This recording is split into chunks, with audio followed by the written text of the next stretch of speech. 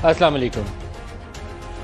पाकिस्तान जैसे जो developing countries हैं, इनकी एक बड़ी दिली ख्वाहिश होती है कि इनका सरमाया चुरा के कोई करप्ट प्रैक्टिसेस के ज़रिए दूसरे ममालिक में ना ले जाया जाए। पाकिस्तान की भी हमेशा से यही कोशिश रही कि पाकिस्तान से पैसे चुरा के दूसरे ममालिक में ना जाए।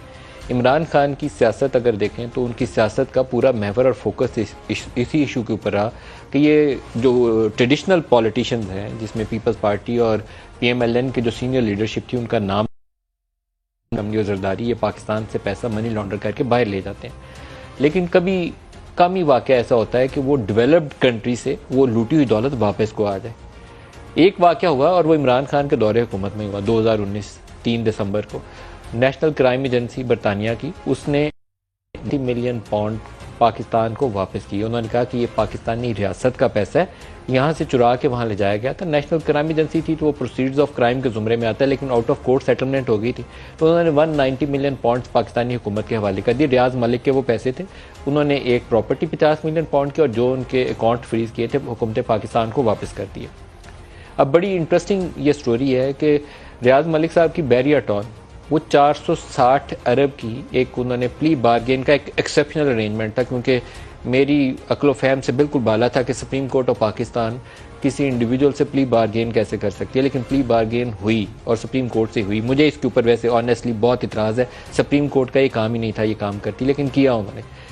कराची की बहरिया टाउन, जो हज़ारों देहात उसके हवाले किए गए थे दे रियाज मलिक के, और जरदारी साहब की क्रॉप प्रैक्टिस होगी, वो उनको हज़ारों दे दिए थे, 460 अरब में रेगुलराइज हो गए। अब ये 40 अरब या 38 बिलियन रुपीज़ बरतानिया ने पाकिस्तान को दिया कि पाकिस्तानी टैक्स पेयर्स का पैसा है, और हुकूमत किसकी है? इमरान खान की, जो पीपल्स पार्टी का भी हिस्सा नहीं है और PMLN का भी हिस्सा नहीं है, तहरीक इंसाफ के सरबराह है। और कैबिनेट की मीटिंग होती है, वहाँ शहजाद अकबर जो इनके अकाउंटेबिलिटी के चार्ज था, जिनके पास बड़े पावरफुल शख्सियत है, तो या प्राइम मिनिस्टर थे तो या नीचे शहजाद अकबर थे।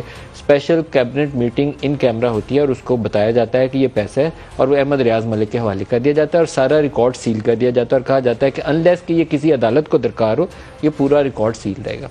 ये वो खाता है, ये सील करने का जो हुक्मनामा है कैबिनेट के रिकॉर्ड का, वो हिस्सा है। अब इसके अंदर अफसोसनाक पहलू ये है कि वो हुकूमत इमरान खान ने ये काम किया क्यों? ये करप्ट प्रैक्टिसेस के ज़ुमरे में आता है। वो पाकिस्तानी टैक्स पेयर्स का पैसा था, वो आप एक इंडिविजुअल को किसी भी कैबिनेट मीटिंग में कैसे फैसला कर लिया?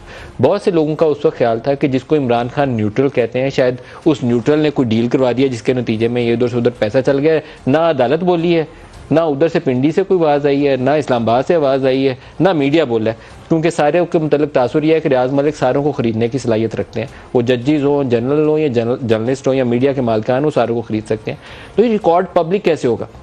इमरान खान की हुकूमत में इसके ऊपर कोई बोलने पे तैयार नहीं था। मैं इन प्रोग्रामों में सवाल उठाता था तो आगे से इसके ऊपर कोई जवाब नहीं मिलता था। मैं कुछ 10 अपने प्रोग्राम खुद अपने पुराने क्लिप्स निकाल के आपको दिखा सकता हूँ।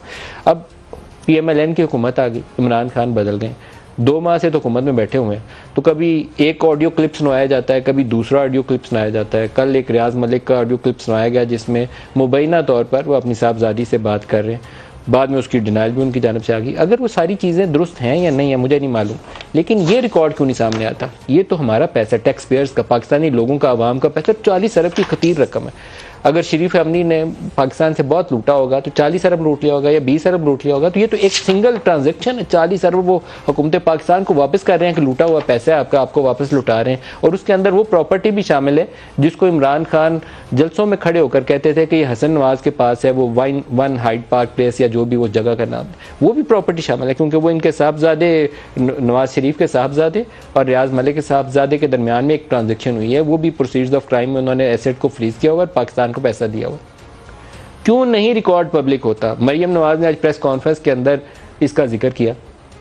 5 कैरेट की वो गोल्ड, वो हीरे की अंगूठी है, पता नहीं उसकी क्या कहानी है, वो भी रिकॉर्ड मंजर आम पर आना चाहिए बजाय ऑडियो मंजर आम पर आई है। लेकिन ये रिकॉर्ड तो ऑफिशियल रिकॉर्ड है, कैबिनेट मीटिंग की दस्तावेजात हैं।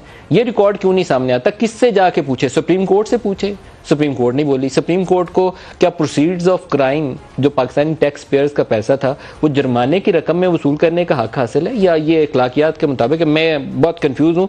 ये काबिल इतराज़ चीज़ें हैं जो पाकिस्तान में हुई हैं इसी अरसे में। इमरान खान के भी नीचे हुई हैं, अभी नून लीग की हुकूमत में भी 2 महीने से कोई बोल नहीं रहा। और लैंड किसने दी थी? जरदारी साहब ने। तो सारे एक ही बराबर है, कोई फ़र्क नहीं रह जाता किसी में। लेकिन रिकॉर्ड तो दें, लोगों को बताएं तो सही। 40 अरब आपका लूटा हुआ पैसा था, बाहर गया और एक एक्सेप्शनल एक अरेंजमेंट हुआ है कि उन्होंने वो पैसा आइडेंटिफाई किया, डील किया आउट ऑफ कोर्ट सेटलमेंट में, और नेशनल क्राइम एजेंसी की डील है, ये किसी और की नहीं है, प्रोसीड्स ऑफ क्राइम के ज़ुमरे में आता है। पैसा वापस लुटाया गया और पैसा दे वापस उसी को दिया गया जो चोरी करके लेके गया था। और कोई तो बोलेगा कौन इसके ऊपर, सच्चाई कौन बताएगा? ना इमरान सच बोल सकते हैं, ना शरीफ फैमिली अभी तक 2 महीनों में सच बोल सकी है। मरियम ने प्रेस कॉन्फ्रेंस के अंदर वो अंगूठी वाला तस्करा कर दिया, ये रिकॉर्ड पब्लिक करें। मैं ऑन एयर मुतालबा कर रहा हूँ शहबाज शरीफ से भी, जिनके अपने ऊपर इस वक्त केसेस है नैब के, थोड़ी हिम्मत दिखाएं। अगर आप बेनिफिशरी नहीं है रियाज मलिक के तो इसका रिकॉर्ड पब्लिक करें। मैं जानना चाहता हूँ पाकिस्तानी कौम का पैसा था, क्यों नहीं आज तक दस्तावेजात मंजर-ए-आम पर आई?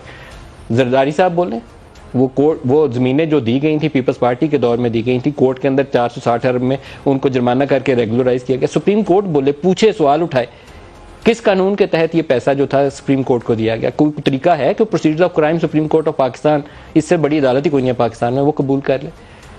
इस्टेब्लिशमेंट बोले, हर एक इशू के ऊपर आप, बहुत सारे इशूज़ के ऊपर आपका रोल देखा जाता है, इस इशू पे के ऊपर क्यों नहीं बोल रहे? 40 अरब रुपया और एक इंडिविजुअल ट्रांजेक्शन की नज़र हो जाए, क्यों?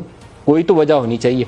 हमने वो 2-2 हज़ार रुपये के ऊपर शहबाज शरीफ ने 15 दिन से राग लापा हुआ है कि मैंने 2-2 हज़ार रुपया दे दिया क्योंकि बिजली पेट्रोल बड़ा महंगा हो गया। ये 40 अरब उन गरीबों को दें, उनका भला हो जाएगा, बजट के ऊपर बोझ भी नहीं पड़ेगा। किधर है ये पैसा? ये शहबाज शरीफ से भी सवाल है, ये मरियम नवाज से भी सवाल है। प्रेस कॉन्फ्रेंस करने की बजाय ये दस्तावेजात पब्लिक करें, हमें सच्चाई जानने का मौका दें और सुप्रीम कोर्ट ऑफ पाकिस्तान पूछे प्रोसीड्स ऑफ क्राइम क्या किसी जुर्म में proceeds of crime supreme court of Pakistan कबूल कर सकती है?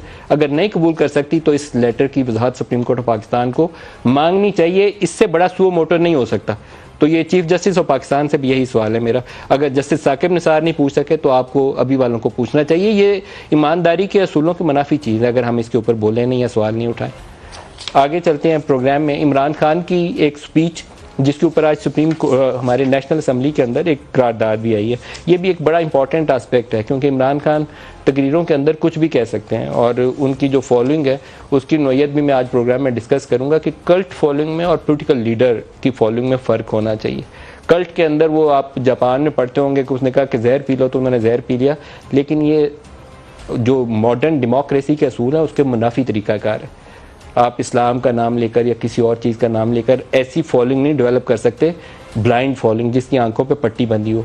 आंखें खुले रहनी चाहिए और शरीफ फैमिली से भी पूछना चाहिए, शहबाज शरीफ आपके ऊपर ये केस है, आपने अदालत का सामना किया या नहीं किया? जरदारी साहब आप पे केस है, आपने सामना किया या नहीं किया? इसी तरीके से इमरान खान से पूछना चाहिए, इस 38 अरब का भी, बाकी चीज़ों का भी, तोशा खाना का भी पूछना चाहिए। कोई आंखों पर पट्टी नहीं बंधी होनी चाहिए। अब वो आके कहते हैं कि जहाँ रिस्पॉन्सिबिलिटी हो वहीं पर अथॉरिटी भी होनी चाहिए। आपने उस वक्त पूछा था कि जब आपको प्लेट में रख के हुकूमत दी जा रही थी, कराची में आपको MNS कैसे मिले थे? उस वक्त आपने ये सवाल उठाया था कि ये MNS 14 सीटें मुझे कराची से कैसे मिली हैं? कभी ये सवाल पूछ लेते तो शायद आज उन्हें ये कहना ना पड़ता कि जहाँ रिस्पॉन्सिबिलिटी हो वहाँ अथॉरिटी भी होनी चाहिए। उस वक्त तो प्लेट में रख के मिली हुई चीज़ बहुत खुशी थी, आज ये सवाल ना पूछने की नौबत आपको पेश ही ना आती।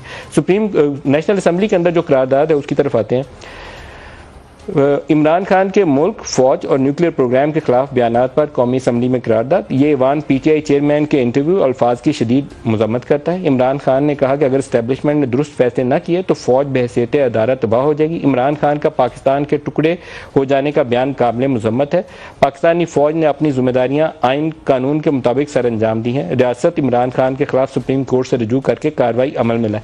इसका हल सुप्रीम कोर्ट के फैसले से नहीं निकलेगा, ये आपको दिल बड़ा करके सारे सियासतदानों को समझना पड़ेगा। ये एक पोलिटिकल डायलॉग करना पड़ेगा, ना फौज को और ना पाकिस्तान को आप बुरा भला कहे कि उसके टुकड़े करने की बातें करें। ये अफसोसनाक पहलू है। एक फॉर्मर प्राइम मिनिस्टर अगर पाकिस्तान को ये बोले कि 3 टुकड़े हो जाएगा, ना आप किसी को वो कोसने देकर फौज को बोलें बुरा भला कि वो मेरी हुकूमत चली गई, इन्होंने मुझे बचाया नहीं है। ये उनका स्टेटमेंट भी है इमरान खान का कि वो न्यूट्रल कहने वालों ने मुझे बचाया क्यों नहीं है। तो न्यूट्रल कहने वाले का ये काम है क्यों भाई कि वो आज हुकूमत बनाए और कल गिराए और परसों आपको बचाए? ये उसका काम ही नहीं। उसका जो काम है उसको वही काम करने दे, वो क्यों नहीं करने देते? इसके ऊपर chairman joint chiefs of staff committee का स्टेटमेंट है जनरल नदीम रजा का, जिसमें वो कहते हैं कि पाकिस्तान अपने न्यूक्लियर प्रोग्राम पर किसी किस्म का समझौता नहीं करेगा। पाकिस्तान की पॉलिसी फुल स्पेक्ट्रम डेटरेंस है। कौमी स्ट्रेटेजिक प्रोग्राम बुनियाद और गैर ज़रूरी तबसरे से हर सूरत में गुरेज किया जाए। इसी तरीके से वो कहते हैं कि कौमी सिक्योरिटी नाकाबिल तकसीम है, सिविल और मिलिट्री क़यादत स्ट्रेटेजिक प्रोग्राम के साथ सीसा पलाई दीवार की तरह खड़ी है, न्यूक्लियर प्रोग्राम को अवाम और तमाम सियासी जमातों की मुकम्मल हमायत हासिल है। और इसमें कोई शक व शुबे की बात नहीं है, पाकिस्तान के दिफा को मजबूत बनाने में जिस कदर इस प्रोग्राम का रोल है उससे बढ़कर किसी और चीज़ का रोल नहीं है।